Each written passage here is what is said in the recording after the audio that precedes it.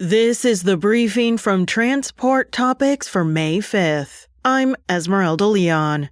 As tariffs and emission regulations continue to reshape the industry, how can technicians continue to thrive? Fleet Advantage's Brian Antonellis and TMC General Chairman Radu Mihai emphasize the need for targeted training programs to build a highly skilled and enduring workforce. Listen in at ttn.ws/episode 162. Now let's dive into the day's top stories.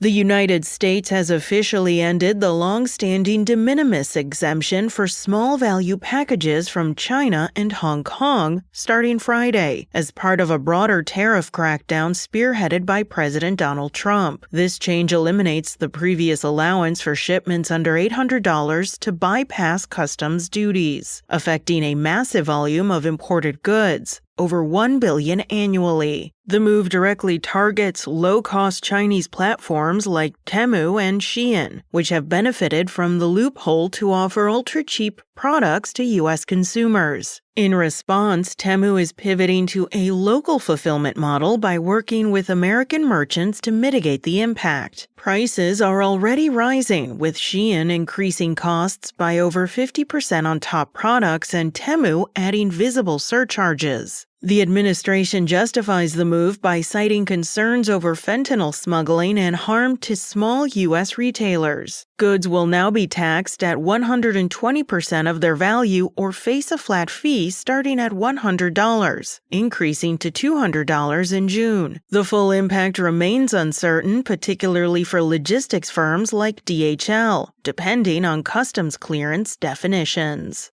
Port executives and lawmakers are raising alarms over steep U.S. tariffs on Chinese goods, warning they could drastically reduce cargo volumes and threaten millions of American jobs. On Thursday, Port of Long Beach CEO Mario Cordero and Port of Los Angeles Executive Director Gene Soroka joined Democratic senators in forecasting a sharp downturn in shipping traffic, with Soroka predicting a 35% drop in arrivals within 2 weeks. The fallout is expected to extend beyond the docks, affecting longshoremen, truckers, warehouse workers, and retailers. Cordero emphasized that 2.7 million U.S. jobs are tied to port activity and called the moment a wake-up call. Seattle Port Commissioner Ryan Calkins warned traffic could fall 40% by late May. The ports are urging Congress to reverse the tariffs, which were enacted under emergency powers without legislative approval. Retaliatory tariffs from China are also hitting U.S. farmers and manufacturers, as companies scramble to reroute exports. As peak shipping seasons approach, stakeholders fear significant disruptions to supply chains and price hikes for American consumers.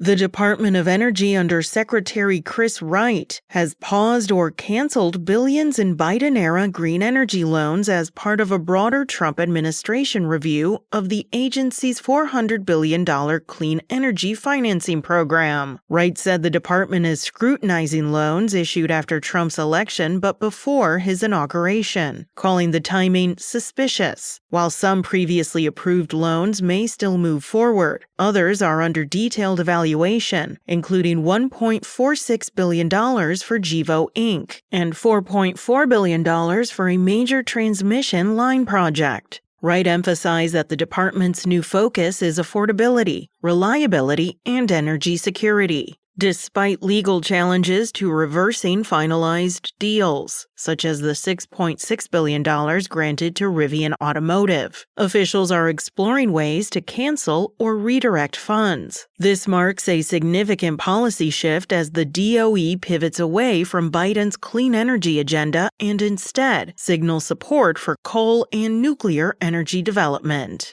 That's it for today. Remember, for all the latest trucking and transportation news, go to the experts at ttnews.com.